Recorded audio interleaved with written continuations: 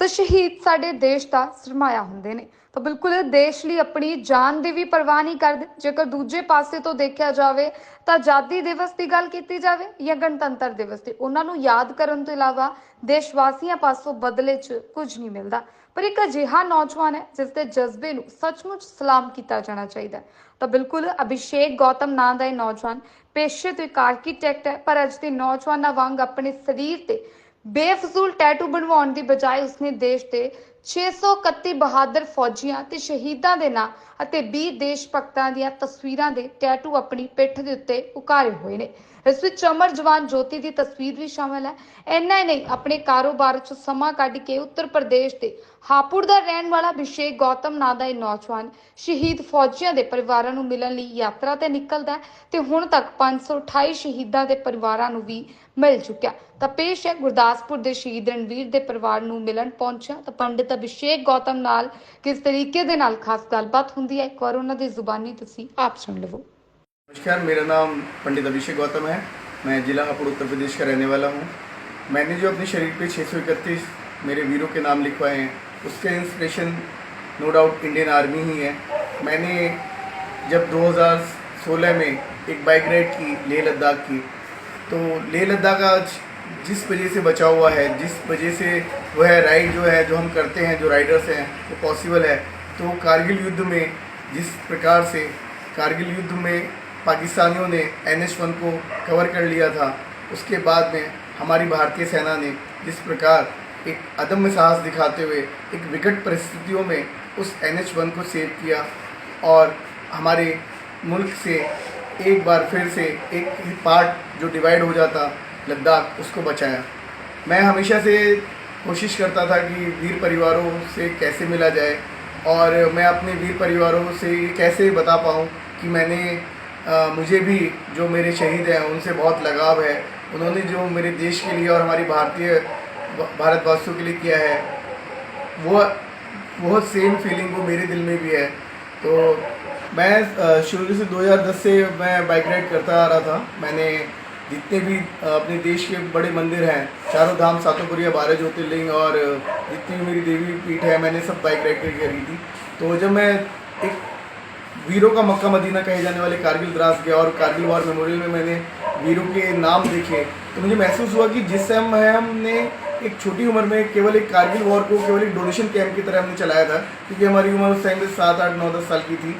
तो हमें याद तो था कि कारगिल वॉर हुआ था, लेकिन कारगिल वॉर में कितनी क्षति हमारे देश के वीरों ने ली थी और कितने परिवार उस टाइम उजड़े थे, कितने यंग ऑफिसर्स और कितने यंग फौजियों ने जान दी थी, वह जान कर के मेरा दिल सच में बहुत नरम हुआ।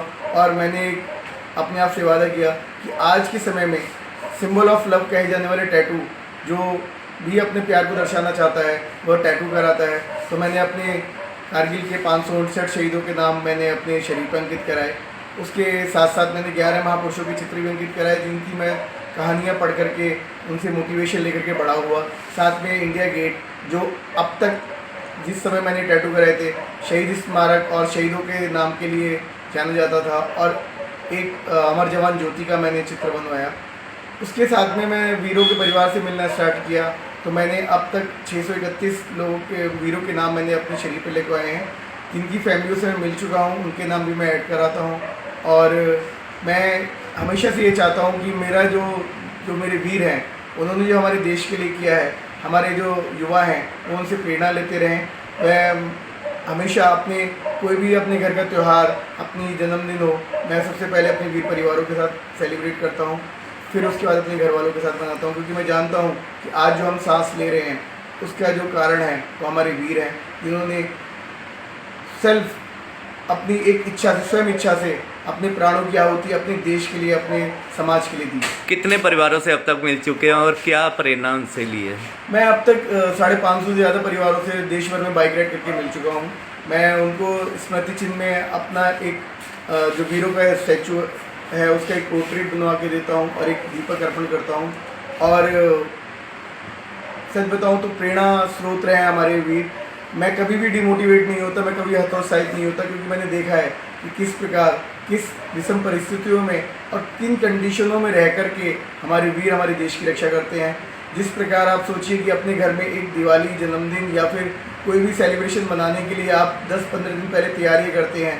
आप चाहते हैं कि हमारा जो त्यौहार है वो बहुत अच्छे से बने, उस त्यौहार को अपने बिना परिवार के सेलिब्रेट करते हैं। वह सीमा पे सुरक्षा में लगे रहते हैं और उसी वजह से आज हम अपने देश में सारे त्यौहार और हमारी जितनी भी सुरक्षित हैं। उनकी वजह से आज हम सुरक्षित हैं। तो युवाओं का क्रेज़ कुछ और है, ये तो बिल्कुल अलग ही है आपका। तो कैसे मैनेज करते हैं? कुछ अलग से फील नहीं होता है नौजवानों को देख के?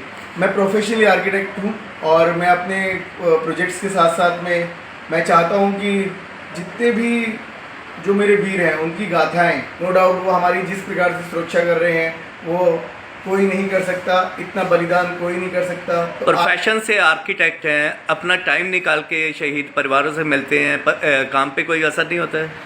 सर मेरा जैसे मैंने बताया मैं आर्किटेक्ट हूँ, तो मेरे जो प्रोजेक्ट्स हैं वो मेरी देश भर में कई जगह मैं काम करता हूँ, तो उसी के साथ साथ में मैं अपना समय भी निकालता हूँ। मैं नहीं कहूँगा मेरे पास कीमती समय है, क्योंकि मैंने वो समय, अगर वो कीमती है जब कहलाया जाता है जब मैं अपने शहीद के परिवार के साथ हूँ या अपने वीर भाइयों के साथ हूँ, तब मैं उसको अपने समय को कीमती कहता हूँ। अपना काम तो दुनिया कर रही है, लेकिन जो हमारे लिए काम कर रहे हैं, हमारे को सुरक्षा प्रदान कर रहे हैं। आप सोचिए कि एक अच्छा डॉक्टर जब अच्छा डॉक्टर बन सकता है तो देश सुरक्षित है। एक अच्छा इंजीनियर जब बन सकता है तो देश सुरक्षित है। तो जब सुरक्षा रखने वालों के लिए हम सम्मान नहीं रखेंगे तो हम अपने काम को कैसे कीमती बता सकते हैं। बहुत अच्छे। नौजवानों को कोई मैसेज देना चाहेंगे? नौजवानों को यही मैसेज जो मैं कर रहा हूँ वो आप भी कर सकते हैं। मैं बहुत बड़ा काम नहीं कर रहा। आप केवल अपने समाज में किसी भी वीर परिवार, चाहे वो शहीद का परिवार हो, चाहे वो ऑन ड्यूटी अभी जो वीर हैं उनका परिवार हो, आप उनके पास जाइए, अपने त्योहारों को उनके साथ सेलिब्रेट कीजिए। उनके माँ बाप को ये बताइए कि आपका एक बेटा हमारे देश की सुरक्षा के लिए अगर सीमा पे है तो एक बेटा मैं भी हूँ। आप निसंकोच मेरे को फ़ोन मिलाइए, मेरे से बात कीजिए और मेरे को कोई काम बताइए। ये याद रखिए, अगर कोई भी वीर परिवार या आपको जो शहीद का परिवार है वो आपको अगर कोई काम बताए तो सोच लीजिए कि आपको उसने दिल से अपना लिया है। तो दिल से अपनाइए वीर परिवारों को और वो उनका हिस्सा बनिए।